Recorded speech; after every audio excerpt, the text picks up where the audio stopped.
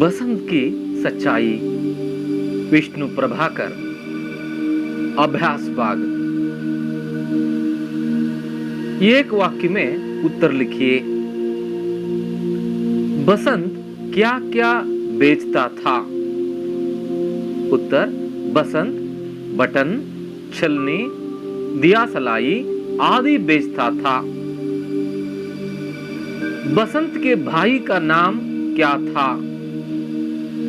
बसंत के भाई का नाम प्रताप था। पंडित राजकिशोर क्या काम करते थे? पंडित राजकिशोर मजदूरों के नेता थे। चलनी का दाम क्या था? चलनी का दाम 2 आना था। बसंत और प्रताप कहां रहते थे? बसंत और प्रताप भीखू अहीर के घर में रहते थे। बसंत की सच्चाई एकांकी में कितने दृश्य हैं? बसंत की सच्चाई एकांकी में 3 दृश्य हैं। एकांकी का प्रथम दृश्य कहां घटता है? एकांकी का प्रथम दृश्य नगर के बाजार में घटता है। बसंत के घर में डॉक्टर को कौन ले आया? बसंत के घर में डॉक्टर को अमर सिंह ले आया। पंडित राजकिशोर के अनुसार बसंत में निहित दुर्लभ गुण क्या है? पंडित राजकिशोर के अनुसार बसंत में निहित दुर्लभ गुण ईमानदार है। पंडित राजकिशोर कहां रहते थे? पंडित राजकिशोर किशनगंज में रहते थे। 2-3 वाक्यों में उत्तर लिखिए। छलनी से क्या क्या कर सकते हैं? छलनी से दूध, चाय, चांच, शरबत आदि छान सकते हैं। बसंत राजकिशोर से क्या विनती करता है? बसंत राजकिशोर से विनती करता है कि साहब, सवेरे से कुछ भी व्यापार नहीं हुआ है, आप एक छलनी तो ले लीजिए। छलनी का दाम सिर्फ 2 आना है। इससे दूध, चाय, चांद, शरबत आदि छान सकते हैं। बसंत राजकिशोर से 2 पैसे लेने से क्यों इनकार करता है? बसंत एक स्वाभिमानी और ईमानदार लड़का है। वह भीख मांगना नहीं चाहता था। इसलिए जब राजकिशोर जी ने उसे 2 पैसे देने को तैयार हुए तो उसे वह इनकार करता है। बसंत राजकिशोर के पास क्यों नहीं लौटा? बसंत नोट भुनाकर लौट आते समय मोटर दुर्घटनाग्रस्त होता है। उनके पैर कुचले जाते हैं और वह बेहोश हो जाता है। इसलिए वह राजकिशोर के पास नहीं लौटा। प्रताप राजकिशोर के घर क्यों आया? प्रताप बसंत का छोटा भाई था। बसंत राजकिशोर जी को 14.5 आने वापस देना था, लेकिन बसंत दुर्घटनाग्रस्त होने के कारण नहीं दे सका। इसलिए प्रताप अपने भाई के आदेशानुसार पैसे वापस देने राजकिशोर जी के घर आया था। बसंत ने राजकिशोर को छलनी खरीदने के लिए किस तरह प्रेरित किया? बसंत ने राजकिशोर को छलनी खरीदने के लिए प्रेरित करते हुए कहा कि साहब, सवेरे से कुछ भी व्यापार नहीं हुआ है, आप एक छलनी तो ले लीजिए। छलनी का दाम सिर्फ 2 आना है। इससे दूध, चाय, चांद, शरबत आदि छान सकते हैं। बसंत के पैर देखकर डॉक्टर ने क्या कहा? बसंत के पैर देखकर डॉक्टर ने कहा कि एक पैर ठीक है, दूसरा पैर की हड्डी टूट गई है। इसे स्क्रीन करके देखना होगा। इसे अभी तुरंत अस्पताल ले जाना चाहिए। 4 चाह वाक्यों में उत्तर लिखिए। बसंत ईमानदार लड़का है कैसे, अथवा बसंत के स्वाभिमान का परिचय दीजिए। बसंत अनाथ और गरीब था, लेकिन वह भीख मांगना नहीं चाहता था। वह छलनी, बटन, दिया सलाई आदि चीजों को बेचकर अपना जीवन निभाता था। राजकिशोर 2 पैसे मुफ्त में देने को तैयार हुए, तब बसंत उसे लेने से इनकार कर दिया। नोट बुनाकर वापस आते समय मोटर के नीचे दब गया। उनके दोनों पैर कुचले गए। फिर भी होश में आते ही भाई प्रताप के साथ 14.5 आने वापस भेजा था। इन घटनाओं से हम निस्संशय ही कह सकते हैं कि बसंत ईमानदार लड़का है। बसंत और प्रताप अहीर के घर में क्यों रहते हैं?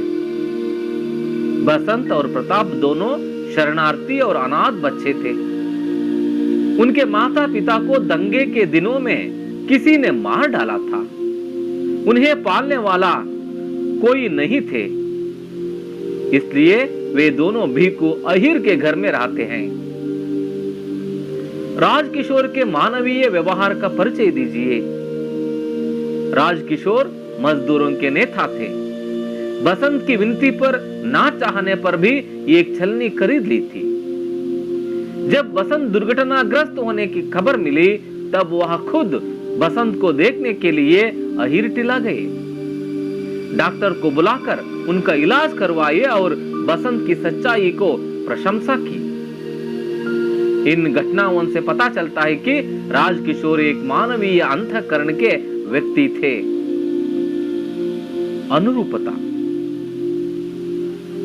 पंडित राजकिशोर किशनगंज, बसंत अहीर टिला। पंडित राजकिशोर मजदूरों के नेता, बसंत अनाथ बच्चा या ईमानदार बालक। पंडित राजकिशोर मालिक, अमर सिंह सेवक। प्रताप छोटा भाई, वर्मा डॉक्टर। प्रश्नार्थक चिन्ह, भाववाचक या विस्मयादि बोधक चिन्ह। रिक्त स्थान भरिए। भरा गया है। मैं अभी बाजार से बुना लाता हूं। मैं आपके 14.5 आने लाया हूं। हम दोनों भिखू अहीर के घर में रहते हैं। मैं एम्बुलेंस के लिए फोन कर आता हूं। इसमें एक दुर्लभ गुण है, यह ईमानदार है। निम्नलिखित वाक्यों को निर्देशानुसार लिखिए। एक छलनी में तुम्हें क्या बचेगा? वर्तमान काल में लिखिए। एक छलनी में तुम्हें क्या बचता है? मैं अभी बाजार से बुना लाता हूं। भूतकाल में लिखिए। मैं अभी बाजार से बुना लाया था। एक दूसरे व्यक्ति से पूछता है। भविष्यत काल में लिखिए। एक दूसरे व्यक्ति से पूछेगा। विलोमार्थक शब्द लिखिए। पीछे, आगे। खरीदना, बेचना। लेना, देना। आना, जाना। शांति, अशांति। गरीब, अमीर। कन्नड़ या अंग्रेजी में अनुवाद कीजिए। उसकी आयु लगभग 12 वर्ष की है। ಅವನ ವಯಸ್ಸು ಸುಮಾರು 12 ವರ್ಷವಾಗಿದೆ। ಸಬೇರೆ से अब तक कुछ नहीं बिका। ಬೆಳಿಗ್ಗೆಯಿಂದ ಇಲ್ಲಿಯವರೆಗೆ ಏನೂ ಸಹ ಮಾರಾಟವಾಗಿಲ್ಲ।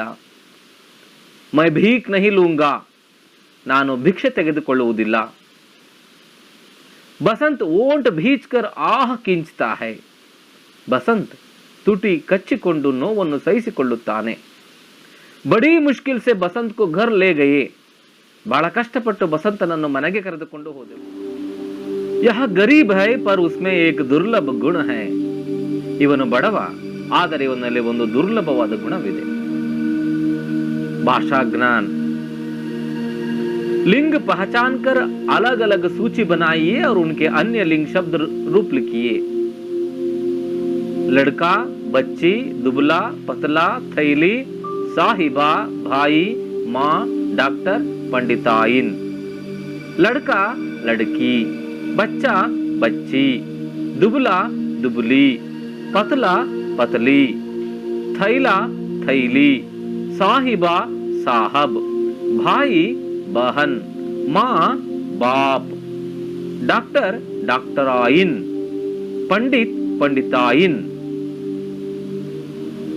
रेखांकित शब्द का वचन पहचानिए और उस शब्द का अन्य वचन रूप लिखिए।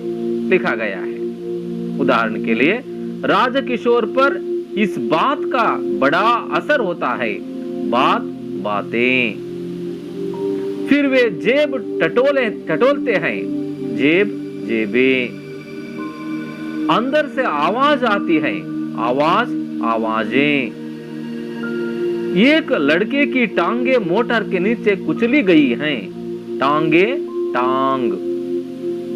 बसंत आंखें बंद कर लेता है। आंखें, आंख। लोग अपने अपने घर लौट रहे हैं। घर, घर। लोग घर की ओर लौट रहे हैं। लोग, लोग। मजदूरों की बस्ती में राजकिशोर का मकान है। मकान, मकाने। बसंत के दोनों पैर कुचले गए हैं। पैर, पैरे।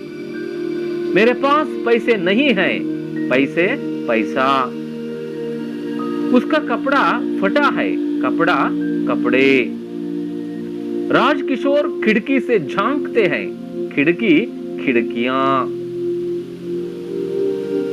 बसंत के पैर की हड्डी टूट गई है। हड्डी, हड्डियां।